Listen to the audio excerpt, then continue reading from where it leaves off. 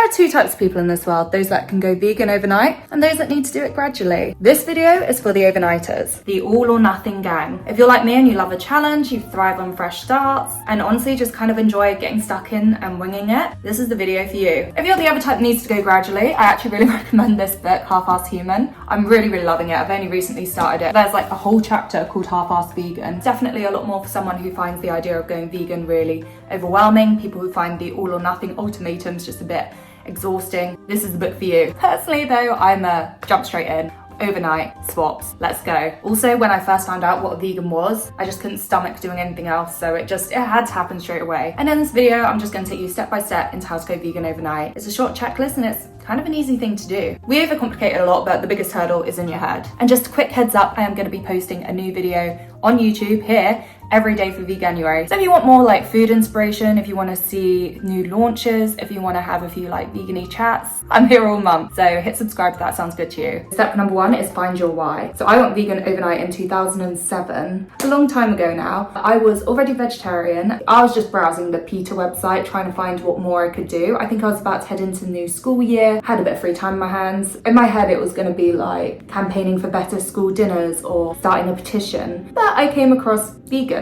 It was my first introduction to the word. The first time I learned that some people don't eat milk and eggs. It was a bit of a game changer for me. I've always been vegan for the animals. The environment's also important to me, but it was definitely animals that got me. And I just remember being on their website and learning about the mass murder of male chicks in the production of eggs and watching this sort of like conveyor belt video. Oh, that did it for me. As someone who was already a vegetarian and was against animals dying for my food, I then realised that they didn't have to be on my plate for them to be dying, you know. The production of eggs does lead to animal death, so I was like, to be consistent with my vegetarian ethics, I need to give up eggs. And then on the dairy side of things, I was one of those kids that grew up crying watching Dumbo. You know that scene where he goes to visit his mum in captivity and she's just cradling him in her trunk and it's a sad little song. It would just make me cry as a child. I wasn't even that much of a crier, but that film would always do it for me. There's just this real like primal urge of mammals for like a mother to protect her baby, right? And as I was learning about how cows were being separated from their mothers in the production of milk, I was seeing that Dumbo movie and I couldn't be responsible for that. I couldn't be the person that was being done for. So I was very sold on veganism very early on. Back then it was like a blog post, you know, this 2007, not everything was video back then, so I was just like reading through it and it was like a dagger to the heart. But I do have some documentary recommendations for you guys so you can find your why and feel really informed, motivated and inspired. I think that's a really important starting block, because if you don't know why you're doing it, you're not gonna know why you're doing it. I don't know where else to go with that. If you're going vegan for your health, you've got to be watching Game Changers, especially if you're wondering, where will I get my protein? Anything like that, this is what you want. If you go to the gym, this is the documentary for you. And if you're worried about answering a lot of health-based questions, I feel like this is a good watch too. I feel like a lot of men I know who have gone vegan or more vegan did it because of this documentary. It was very influential on men, and not just like on their sports performance, but also performance in the bedroom. It was quite a moment when this came out. If you're going vegan for the environment, you want to be watching Cowspiracy. When you watch this, you'll be shocked that we're even still eating meat on this planet. Like, we are in a climate crisis, and the connection between animal agriculture and the crisis is just undeniable. Huge, massive, just shocking, jaw-dropping. And I know that individual action isn't going to be the one solution to the climate crisis, but is a part of the puzzle, and the more people that go vegan, the more we normalise plant-based eating. So if you want to kick up the bum to go vegan to help the planet, this is the documentary you want to be watching. And if it's all about the animals for you, I really recommend watching Earthlings. I feel like it's the most like popular documentary for why people go vegan. It's classic for a reason. There was a documentary as well that came out last year called I Could Never Go Vegan, which was incredible. I saw it in the cinema and it was so good. I think it was particularly nice because it was quite British. I feel like a lot of these older documentaries are very like American focused. We can kind of watch them and think, oh, it's different for us over here in the UK. Easier to point out the sides of the world and say we're not like that. Whereas when it's your own neighbourhood, you just have to face the facts, right? So yeah, if you're anything like me, after you learn the truth, whether or not it's for your health or the environment or for the animals, you are going to struggle to consume meat, eggs, dairy. Not only are these documentaries going to help you be motivated and inspired, they're also going to educate you for any arguments you're going to have, whether that's like at work with your family members or people on the internet. You're just going to know your facts, and that is just very helpful. Step 2, of course, is clearing out your kitchen. Back in 2007, when I first thought about going vegan, when I first discovered what I was, and I was like, oh, I think I might need to do this, My first plan of action was go downstairs and just figure out how much it's going to impact my life. Look through the kitchen cupboard and see what I could eat and what I couldn't eat. And that is what step 2 is all about. You're going to see how much going vegan is going to impact your life. And I'll be honest, when I first looked through my cupboards, I was shocked. I remember there were these like little Go Ahead cereal bars. I think they contain milk, but like the sheer fact that they weren't vegan put me straight off. I was like, if I can't even have these fruity little crackers, it's going to be impossible. But then the next morning I go downstairs and, you know, I'm having my breakfast, but everything I'm looking at, I know if it's vegan or not. I know if I'm contributing to the dairy or egg industry, and I couldn't stomach it. I couldn't choose ignorance because I've already figured out everything that was vegan. So it worked out very well. But here are some examples of what you're going to go through. If you've got flora in your fridge, that's vegan. Eggs, there and now. Just a reminder, I live in a house share, so when I'm showing you some non-vegan things here, not mine, okay?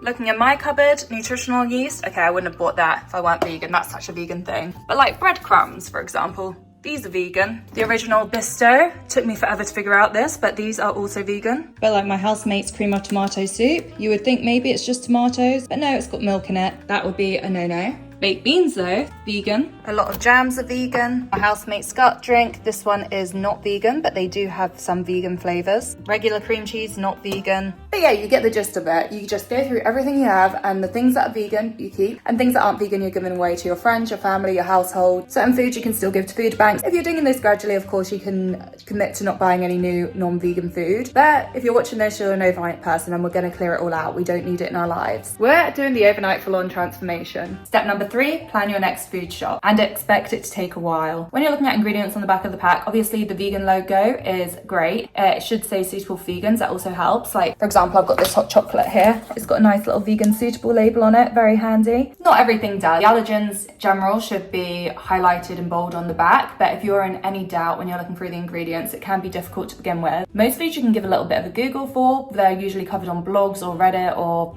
websites. The answer is often out there. It's rare that it is that difficult, honestly. Harder when you first go vegan, but now I feel like I'm looking at stuff for like a second and I know straight away if it's vegan or not. I reckon it's superpower we just developed about 2 months in. We fine tune. We really fine tune at spotting if something is or isn't vegan. But honestly, don't overcomplicate it when you're going vegan. Literally think back to what you've eaten like the week before and veganize it. Start simple, start basic. If you had like a sausage casserole in the last week, use vegan sausages and make yourself a vegan sausage casserole. Find a vegan alternate recipe online. It's a quick Google away. If you like chicken pesto, you can make that vegan too. There's a lot of vegan chicken out there, vegan pesto out there. It might take you a little while to find all this stuff, but you'll be fine. And do click subscribe. We'll be off to the supermarket a lot this month, so I'll be taking you along with me and I'll be helping you with like tips and tricks as to where to find the best vegan food and the cheapest vegan food and all the different hints and tips. Also, I think to keep this as something that is sustainable and as a lifestyle, I wouldn't recommend going vegan on top of going on a diet. I think it can be quite tempting to do so, especially if you're going vegan for your health and you're trying to eat a lot more plants, maybe be a bit healthier. But I genuinely think if you want this to stick, just copy and paste what you were used to eating and veganize it. If you want to do vegan long term, I don't really necessarily recommend linking it with a diet or any calorie restrictions or any other huge ambitions for your diet. Don't do everything all at once. Give yourself the grace to transition to veganism and then move on to whatever else you want to do afterwards, once you're comfortable with that. Step number 4 is find a community. Honestly, you do not have to do this alone. On my channel alone, I've got a huge playlist of what I eat in a week videos, all vegan food, all pretty easy, pretty lazy. Like, I live in a house share. I've got like one shelf and a fridge. I'm not spending hours in the kitchen making food. I can't cook everything from scratch. I don't have a pantry, you know, it's just very basic stuff. There's so much inspiration on like Instagram, TikTok, Pinterest. You can buy a cookbook. I don't necessarily recommend that if you're already the sort of person that doesn't use a cookbook. Like, if you get all your recipes already from Instagram, maybe stick to Instagram. Don't think you're going to change a habit of a lifetime and waste a cookbook. But yeah, honestly, there are also like Facebook groups, Reddit threads. There are so many different places you can find community, particularly online. Depending on where you live, you might even find local meetups. I know it can be really nice having a vegan friend locally to go try out like different vegan restaurants and options with you. I guess veganism just felt a lot cozier and warmer and community based for me when the internet came about and people were sharing stuff on Instagram, and veganuary came about as well. Lots of people getting involved, a lot more people going vegan. It's a fun thing, and you'd be surprised as well how many of your friends are curious about veganism. They may not be vegan, they may not be ready to go vegan, but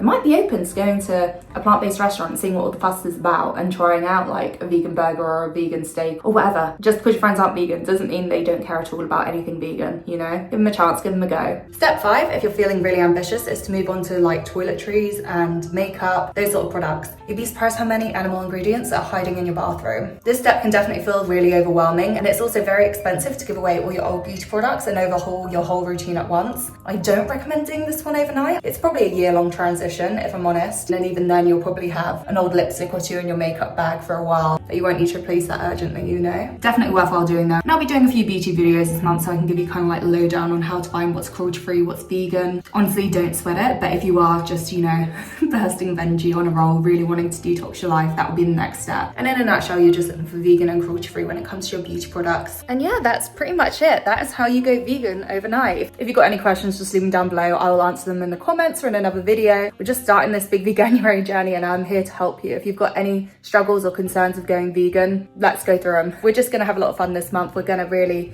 focus on the joy of being vegan. It's really not about abstaining from stuff. There's so much to enjoy and so much of your life kind of opens up when you go vegan, and especially in the kitchen. I think it really encourages you to cook a lot more from scratch and try out new ingredients and just get creative. Oh, I'm excited for you. Thank you for making the leap. Thank you for watching the video and hope to see you again soon. Bye. Mwah.